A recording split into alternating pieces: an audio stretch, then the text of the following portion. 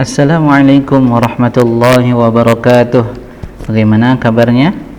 Alhamdulillah, luar biasa.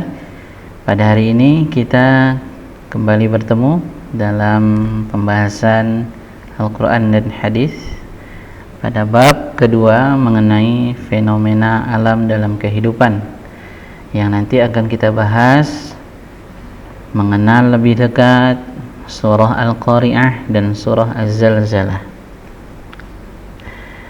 Allah Subhanahu wa ta'ala menciptakan di dalam kehidupan ini alam semesta sebagai tanda-tanda kuasaan Allah Subhanahu wa ta'ala, karena fenomena alam merupakan ayat-ayat Allah yang biasa disebut dengan ayat-ayat kauniyah, sedangkan Al-Quran merupakan ayat-ayat qauliyah. Baik, kita langsung kepada pembahasan surah Al-Qari'ah. Sebelum kita lanjut kepada tafsirnya, kita membaca dulu surah Al-Qari'ah. A'udzu billahi minasy syaithanir rajim. Bismillahirrahmanirrahim. Al-Qari'ah mal Qari'ah وما أدراك ما القارعة يوم يكون الناس كالفراش المبثوث وتكون الجبال كالعهن المنفوش فأما من ثقلت موازينه فهو في عيشة راضية وأما من خفت موازينه فأمه هاوية وما أدراك ما هي نار حامية. Surah Al-Qari'ah termasuk dalam kelompok surah Makkiyah. Artinya surah ini diturunkan sebelum Nabi hijrah ke Madinah atau di kota Mekah. Al-Qari'ah berarti bahaya yang besar, ya, atau orang juga sering menyebutnya dengan hari kiamat. Berasal dari kata qara'a yang berarti mengetuk hati atau mengejutkan hati. Jadi hari kiamat itu benar-benar mengejutkan hati kita, ya, karena kejadian yang sangat luar biasa.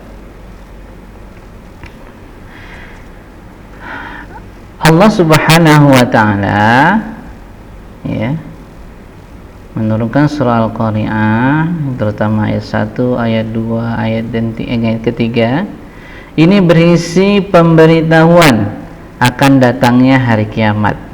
Kalau informasi Al-Quran sudah seperti itu, mutlak benar, ya. Kemudian di sini ada pertanyaan, wa ma adraka mal qari'ah. Ya, pertanyaan apa di sini yang dimaksud? Ya, apakah kamu tahu tentang hari kiamat itu? Maksudnya, pertanyaan bukan berarti Allah itu tidak tahu, melainkan untuk menarik perhatian siapa saja yang mendengar dan membacanya agar lebih memperhatikan hari kiamat ini. Bagaimana Allah Subhanahu wa ta'ala menurunkan surah Al-Qari'ah. Baik, selanjutnya kita ayat keempat dan kelima, ya. Yauma yakunun nasu kal farashil mabthuth wa takunul jibalu kal 'ihnil manfush. Pada hari itu, ya, manusia, ya, sini dijelaskan manusia dan gunung tidak ada arti apa-apa, ya. Semuanya berhamburan, berterbangan. Jadi ayat keempat dan kelima ini berisi penjelasan peristiwa pada saat terjadinya hari kiamat tersebut. Kondisinya manusia pada saat itu sangat panik sehingga berhamburan, kemudian gunung-gunung juga berterbangan, ya, gunung yang materialnya berat saja itu berterbangan. Bagaimana dengan kita sebagai manusia yang jauh lebih kecil dan lebih ringan dibandingkan gunung-gunung. Gunung-gunung saja seperti bulu yang dihambur-hamburkan, ya. Kemudian apa? Manusia itu seperti laron yang berterbangan kesana kemari, ya, tidak tahu arah, mencari tempat selamat.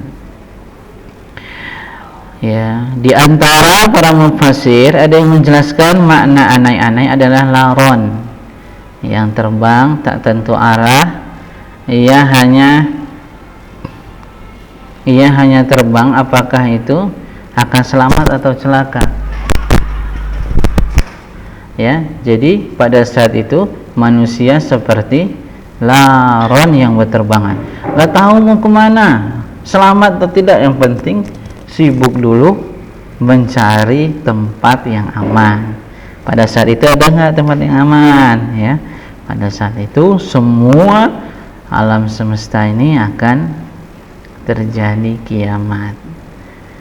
Baik, selanjutnya watakunul jibal, ya, sedangkan gunung-gunung itu digambarkan seperti bulu yang berhamburan.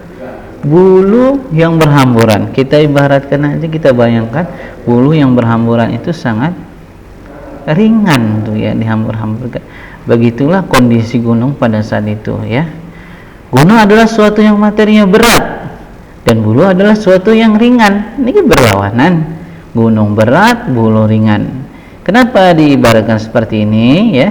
Kita bayangkan kedahsyatan kiamat pada saat itu, sehingga gunung yang berat sekalipun itu diibaratkan seperti bulu yang sangat ringan, dihambur-hamburkan sehingga menjadikan manusia menjadi bingung, sangat bingung pada saat itu manusia, ya.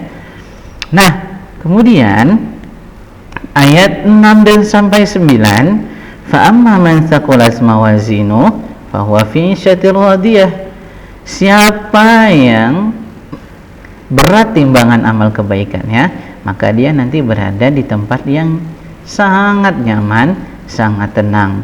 Begitu juga dengan wa amma man khaffat mawazinuhu, siapa yang ringan timbangan kebaikannya, fa ummuhu hawiyah, maka nanti dia akan merasakan kedahsyatan neraka hawiyah.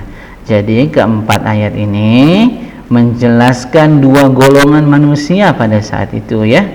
Ada manusia yang mempunyai timbangan amal kebaikannya lebih berat, ada juga yang mempunyai timbangan amal kebaikannya lebih ringan. Nah, pada saat itu nanti manusia akan mengalami proses tahapan-tahapan, ya. Setelah adanya hari kiamat, nanti manusia dibangkitkan, sudah dikumpulkan, kemudian ada nama Yaumul Ba'ats, hari di mana manusia akan dibangkitkan kembali.